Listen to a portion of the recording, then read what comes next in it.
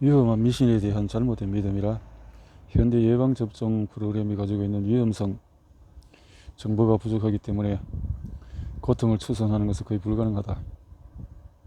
아이들의 건강과 안전을 지키는 것에 대해서 무거운 책임감을 느낀다. 이렇게 해서 생명을 구할 수 있는 전염병을 예방하고 치명적인 질병을 지구상에서 사라지게 했다고 주장한다. 하지만은 이것은 완벽한 미신이다. 흰신, 어린이의 목숨을 앗아가는 네 가지 대표적인 질병인 성홍열, 백일의 디프테리아, 홍역, 이것은 백신이 나오기 전에 이미 90% 이상 감소했다. 이러한 질병이 사라진 것은 위생시설이나 생활 수준이 엄청나게 개선되고 사람들이 점점 건강한 식품을 찾아 섭취했기 때문이다. 미국 질병통제예방센터의 웹사이트를 보면은 감염성 질병을 예방하는 데는 깨끗한 식수가 훨씬 효과적이라고 한다.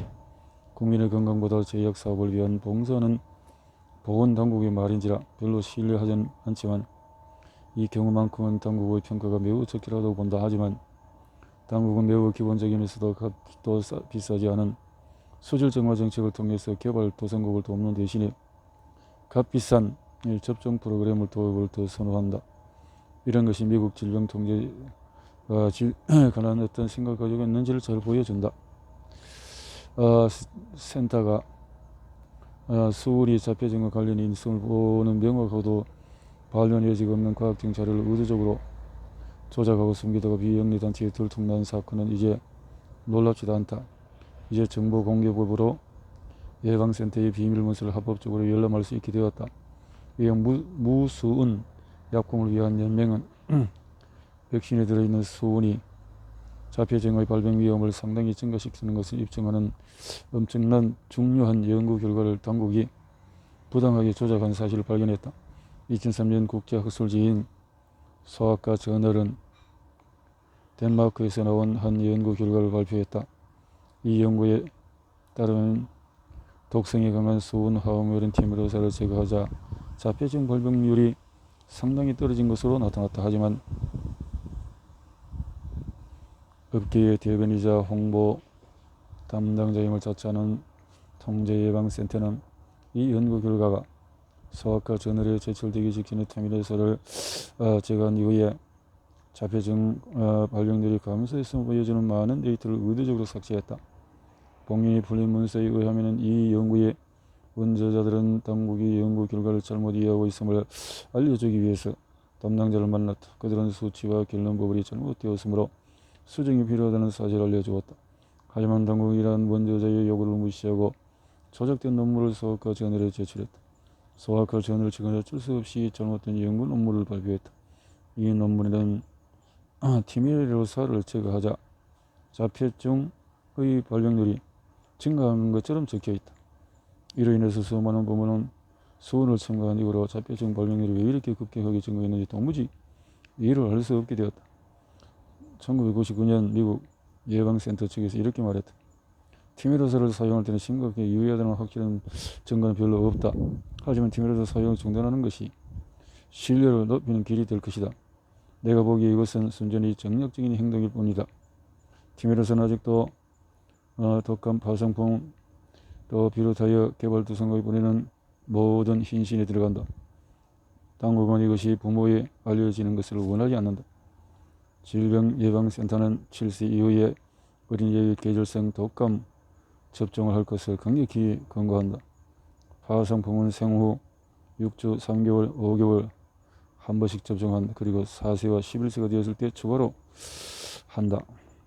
수은이 포함되어 뇌 손상을 일으킬 수 있는 흰신이 아직도 너무나 많이 접종되고 있는 것이다. 호주, 핀란드, 스웨덴을 포함해서 여러 나라에서는 수천 명의 아기가 목숨을 잃거나 장애를 얻은 이후에 어린이에게 독감을 접종하는 것을 금지했다. 질병예방센터는 자폐증을 비롯한 여러 부작용과 관련이 있는지 없는지를 입증할 수 있는 모든 종류의 임상실험을 윤리적인 이유로 금지했다. 실험을 위해서 특정한 아이들에게 접종을 하지 않는 것은 비윤리적이라는 당국의 주장은 앞뒤가 맞지 않는 변명일 뿐이다. 여기에는 자폐증이 확산되는 근본적인 원인이 밝혀지는 것을 방해하려는 의도가 숨어있다.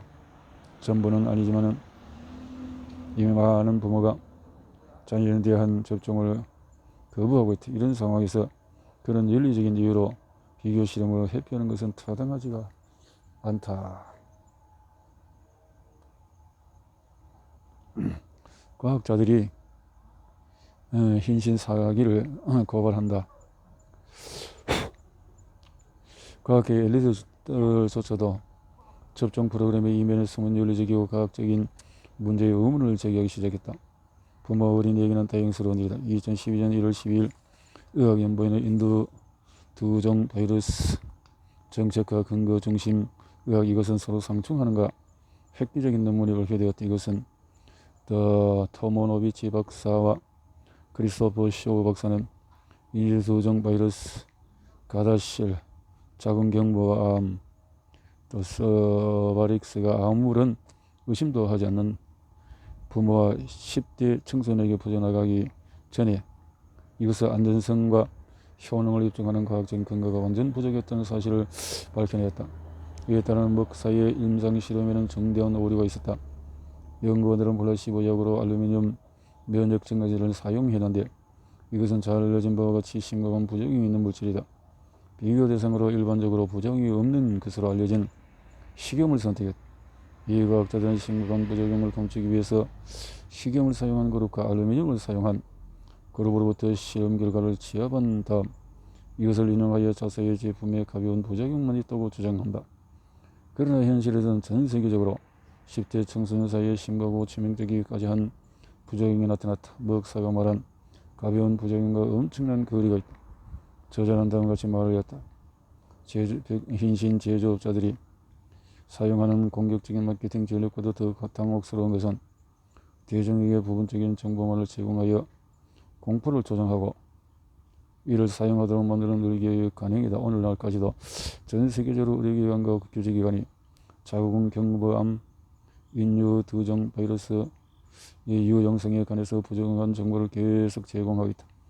그로 인하여 이에 대해서 의료행위의 사전 동의 절차를 이행하지 못하게 만든다. 두 저자는 논문 초록에서 의료계를 향해서 다음을 상기시켰다.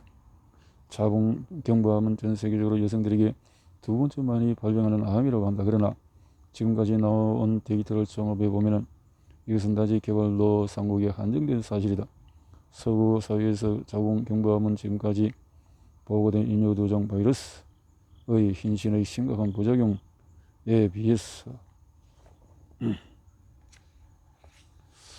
몇 배나 사망 가능성이 낮은 희귀 질병이다. 앞으로의 예방접종 정책은 좀 더 엄격한 근거 중심 의학과 사전 동의를 위한 윤리적인 가이드라인의 바탕 위에서 시행되어야 한다. 두 사람은 인유두종 바이러스 흰신의 자궁 경부암을 예방하는 효능이 있다는 것이 아직까지 검증되지 않는 반면에 위험성은 이미 충분히 증명되었다는 사실을 지적하면서 다음과 같이 말했다. 현재 두 가지의 이 흰신을 이용하여 전 세계적으로 시행하고 있는 인유두종 바이러스 예방접종 사업이 장기적으로 건강에 유익하다는 근거가 없다. 또한 경제적으로 비전이 없으며 인유두종 바이러스 자궁경부암 검사에 비해서 해당 암의 발병 확률을 더 감소시키다는 어떠한 증거도 없다. 두 사람은 전 세계적으로 점점 증가하고 있는 인유두종 바이러스 또 관련 심각한 부작용, 사망, 또 경련, 마비, 기능 발열 증후군, 횡단 척추염, 안면신경마비, 만성피로 증후군, 아나필락시스, 자가면역질환, 심부정맥 혈전증, 폐색전증, 자궁경부암 등이 있다고 했다. 그들은 또한 제약회사가 별로 듣고 싶지 않을 합리적이고 논리적인 충고를 다음과 같이 덧붙였다. 제조업체의 지원에 거의 절대적으로 의존하고 있고 정책의 근거를 제공하기 위해서 진행하고 있으며 종종 의론스러운 결과를 만들어내는 연구는 중단이 해야 마땅하다. 미국에서 연간 300명의 목숨을 앗아가는 자궁경부암을 예방한다는 핑계로 수많은 어린 소녀와 심지어 소년에게까지 지금까지 어떤 것보다도 위험한 것을 접종시키고 있다. 그로 인해서 희귀한 유형의 암이 삽시간에 번졌다.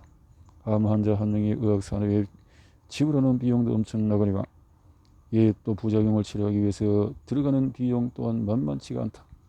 머크사는 이미 수많은 어린 여성을 상대로 수십억 달러를 벌어들였는데 그것은 단지 시작에 불과하다. 자궁경부암을 예방한다고 알려진 이것이 실제는 오히려 이 암의 원인이 된다는 사실이 정말 놀랍지 않은가? 이른바 예방의학이 이야기한 많은 질병을 치료하는 것에서 이익을 취하려고 일부러 이를 망치는 이들로부터 이제 자신과 가족의 건강을 보호해야 하지 않겠는가? 이를 위해서 오직 건강에 필요한 것을 스스로 챙기는 것밖에 길이 없다. 효과가 있다거나 접종을 전혀 안 하는 것보다 하는 것이 낫다는 단순한 억측은 의사들이 우리를 설득하여 종종 응업하는 과학적인 근거를 어떻게든 만들어낸다.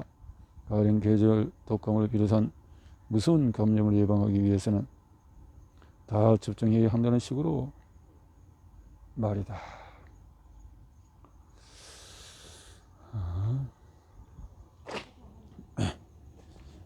98.5%는 효과가 없다. 접종하는 것이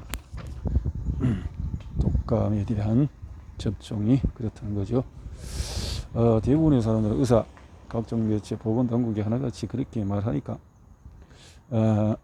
독감에서 보호해 줄 것이라고 믿는다. 5707 정도의 논문가 30일 정도의 보고서를 검토한 대규모 메타 분석 연구 결과가 2011년 10월 26일 영국의 저명한 의학 저널 란셋에 실렸다. 이것에 따르면 독감을 접종한 성인 100명 중에서 1.5명만이 효과를 본 것으로 나타났다. 물론 이런 사실을 아는 사람들이 많지 않다.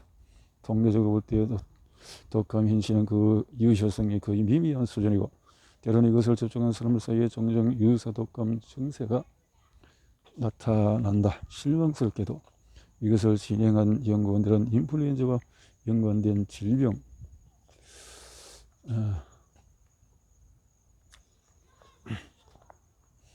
사망을 더욱 감소시키기 위해서는 임상 효능과 유효성이 개선된 새로운 백신의 필요성을 공식적으로 요구했다.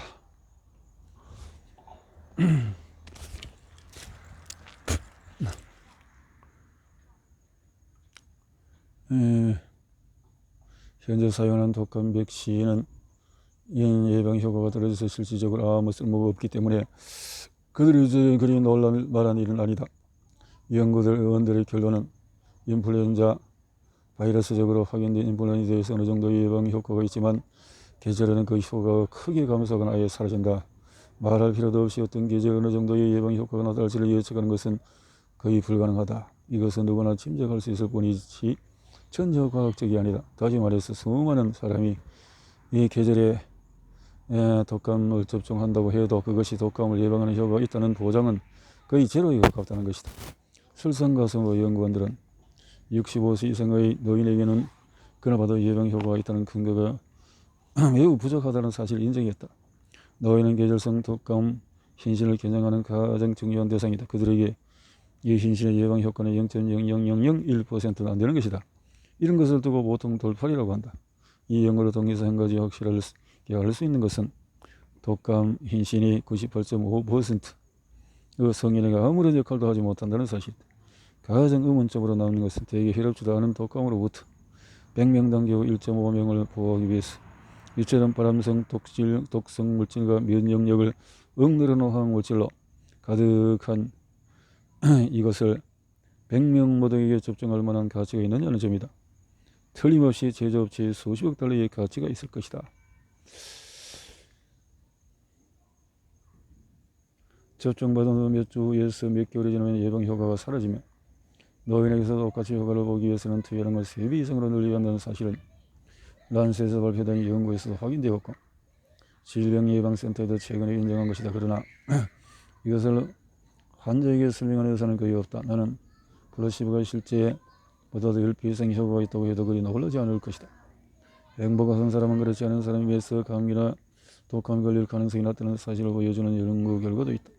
하물며 그리 위험하지 않은 독감을 예방하기 위해 위험한 hin신을 유아나 어린이에게 투여하면 어떤 일이 벌어질까? 미국 식품의약국가 질병통제예방센터에서는 최근 독감 플루존을 접종한 이후에 열성 경련이 발생한 사례가 부작용 보고 시스템에 상당수 보고되었다는 사실을 인정했다. 산호피 파스텔에서 제조한 독감 플루존은 9에서 23개월 된 영유아에게 사용하도록 권장하는 것이다. 대부분의 열성 경련은 만 2세 미만의 어린이에게 발생한다.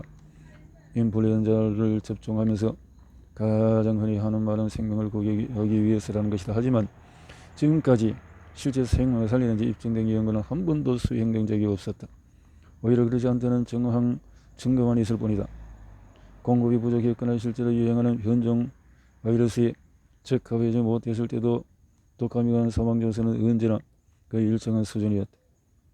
독감 수많은 생명을 살리는 것이 사실이라면 2011년처럼 공급이 부족했을 때 독감에 의한 사망자가 급증해서야 옳다.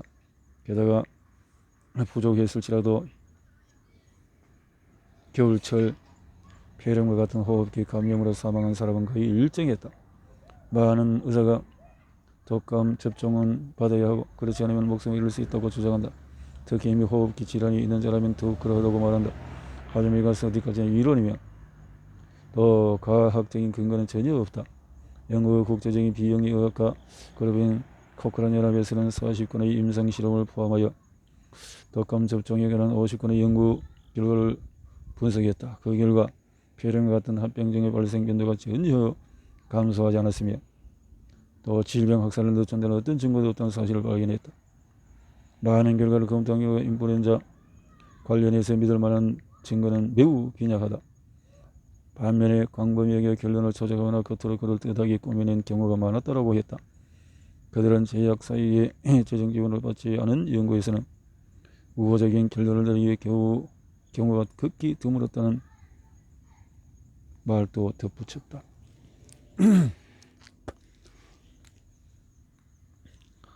2009년 신종 인플루엔자 창궐과 관련하여 가장 충격적인 사실이 과학자에 의해서 밝혀졌다. 이들은 미국 온라인 과학 전문지 공정과학 도서관에 게재한 2가지 별건의 연구를 수행했다. 이들은 17세 미만의 어린이와 청소년 사이에서 기면증이 17배 이상 증가한 것에 대해 글락소스미스클라인에서 생산한 H1N1 독감 흰신 팬데믹스가 책임있다는 사실을 발견했다. 기면증이 2,000명 중에 1명꼴로 발생하는 질환으로 낮에도 과도하게 졸리고 밤에는 비정상적으로 잠을 이루며 갑작스럽게 근력이 소실되는 발작 증세를 나타낸다. 각성을 조절하는 호르몬인 히포크레틴을 생산하는 뇌세포의 손상이 오면 기면증이 나타나는 것으로 알려져 있다. 기면증 환자의 상당수는 하루에 1시간 정도밖에 깨어있지 못한다. 과학자들은 백신이 기면증과 관련이 있는 자가 면역 반응에 영향을 준다고 의심을 한다. 기면증기는 자녀를 둔 가족은 한시도 다른 곳에 눈을 갈지 못하고 어린 자녀를 돌봐야 한다. 한때 건강한 아이가 어느 날 갑자기 하루에 23시간 잠을 잔다면 부모는 어마어마한 정신적인 충격과 재정적인 부담을 견뎌내기가 어려워진다. 나는 항상 부모에게 자녀를 보호하는 것은 오직 부모의 몫이라고 충고한다. 모든 의약품은 잠재적으로 위험하다. 아이에게 그것을 사용할 때 어떻게 반응할지 예측하는 것은 불가능하다. 어떤 아이는 화학물질을 공격해서 살아남기도 하고 어떤 아이는 그러지 못할 수도 있다. 내 생각은 아이의 생명을 담보로 러시안 룰렛 게임을 하는 것은 참으로 무책임한 행동이다. 아무리 이것이 효과가 없는 실제로 대단히 충격적이고 돌이킬 수 없는 질병을 이야기한다는 증거는 많다. 그럼에도 엄청난 조직화된 의학 산업은 부모가 자녀에게 이 흰신을 접종시킬 수밖에 없도록 강제한다. 미국의 많은 의사는 이제 지정된 기간 안에 모든 흰신을 접종받지 않으면 치료받을 수 없다고 부모에게 드러내놓고 말한다. 미국에서는 자녀에게 이것을 접종하지 않은 부모가 아이를 치료해 줄 의사를 구하지 못하면 아동보호부에서 아동학대와 방치를 위로 그 부모에게서 아이를 떼어놓는다. 의사들은 접종을 받지 않은 아이가 그것을 모두 받은 아이에 비해서 심각한 질병에 걸릴 위험이 더 크다고 주장한다. 물론 그들의 주장을 뒷받침하는 많은 과학적인 논리나 근거가 실제 존재하는 것은 아니다. 만약에 정말 효과적으로 감염성 질환에 대한 면역을 만들어준다면 그것을 접종받지 않은 사람이 옆에 온다고 한들 무슨 걱정을 하겠나. 질병에서 우리를 보호해 주는 것이 아닌가. 그러면 그렇지 않은가. 둘 다 맞을 수는 없다. 현재까지 나온 과학적 증거를 보면 후자를 뒷받침하는 것이 압도적으로, 게다가 최근에 발생한 질병수 상당수가 실제로는 접종을 받은 이들에게서 만연했다. 하지만 처음에 질병예방센터와 주류 언론에서는 이 질병이 접종을 받지 않은 이들에게서 발생한 것처럼 보도했다. 예를 들면 2010년 캘리포니아에서 발생한 100일의 경우에 다른 연령대의 어린이에 비해서 이 접종을 받은 8세에서 12세 어린이에게 더 많이 발생했다. 이것은 어릴 때 접종받은 것이 효과가 나이 들면서 사라진다는 사실을 시사한다. 최근의 연구에서는 2에서 7세 어린이에게서 효과가 41% 안 되고 8에서 12에서는 겨우 24%, 100일에 대해서 접종을 받지 않은 어린이는 대부분 안전했다는 것이다. 연구원들의 충격적인 고백에 보면 100일에는 대부분 예방 백신을 접종받은 아이에게서 발병했다는 것이다. 이 이야기는 2012년 4월 3일에 로이터 통신 건강정보 전문 웹진을 통해서 세상에 처음으로 알려졌다. 남부 캘리포니아에서 감염내과 전문의자 위트 박사는 지속 사람들이 기대하는 것처럼 그렇게 길지 않다고 확신했다. 이것의 지속성이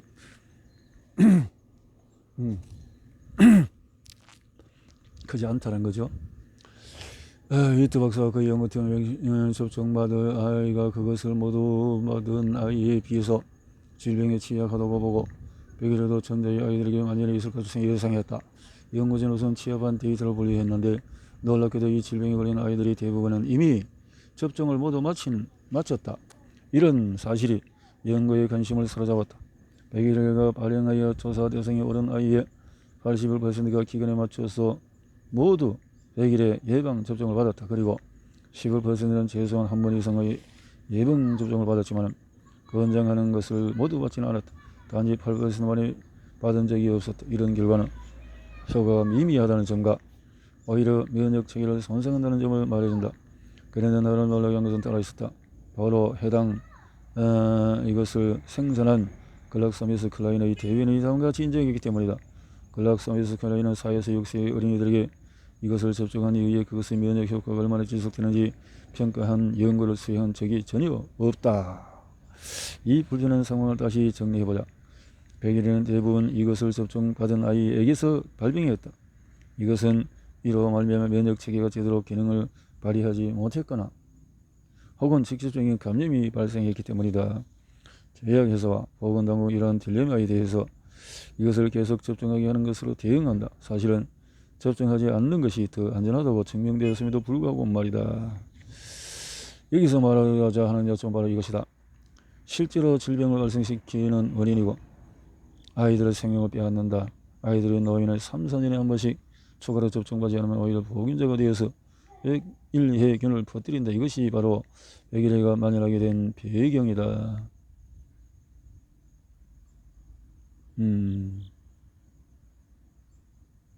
이것이 만연한 배경이다.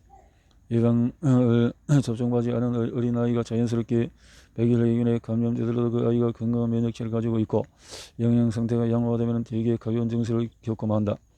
그 후에 그는 평생 이 질병에 대한 면역력을 유지하며 질병을 퍼뜨리는 당사자가 되지 않는다.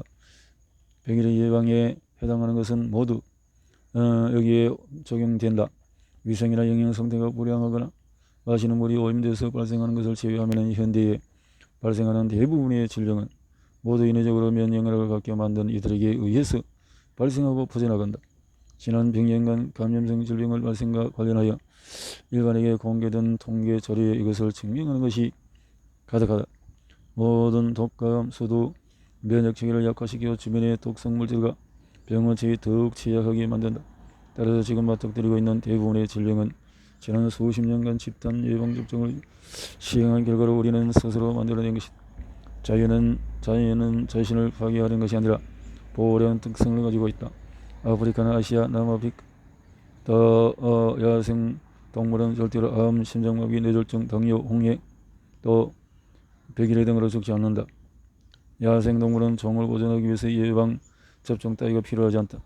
그것들은 세균이나 미생물과 일성적으로 접촉하면서 자연스럽게 면역력을 키운다. 인간이라는 동물도 자연이 만든 면역 시스템에 예외치 않다. 또한 독감, 감기는 몸에 지나치게 축적된 독성물질을 효과적으로 제거하는 메커니즘이다. 따라서 대개는 정기적으로 독감 예방 접종을 받은 이들이 독감이나 감기에 더 자주 걸린다. 또 포르말데히드, 티메로살, 수은, 동결감기제, 그 밖의 밝혀졌거나 밝혀지지 않은 화학물질의 강한 독성을 고려한다면 전혀 놀랄 만한 일이 아니다. 최근에 대형 요양병원에 간호사로 있는 친구에서 이런 말을 들었다. 병원의 새로운 규정에 의해서 모든 환자가 투여량이 3배로 많은 새 독감을 접종해야 한다는 것이었다. 그런 얼마 되지 않아서 그 병원의 환자 대부분이 독감에 걸렸다. 이들을 치료하던 의사는 새로운 변종 독감 바이러스가 출현하는 바람에 이것이 효과가 없어도 생각했지만 하지만 반드시 그럴 수밖에 없다. 제조업체가 다가오는 계절에 유행할 바이러스를 정확하게 예측하여 그것을 꼭 맞는 것을 미리 만드는 것은 절대로 불가능하다. 게다가 독감 이것 신신이 노인에게는 별다른 예방 효과가 없다는 사실을 보여주는 연구 결과도 있다. 하지만 그렇다고 하더라도 요양병원 관리자는 병원의 새로운 규칙을 다음 해에도 똑같이 엄격하게 시행할 것이다. 간호사인 그 친구에 따르면 그들은 이렇게 말했다. 우리에게 무슨 일이 있어도 의사의 충고를 따를 의무가 있다.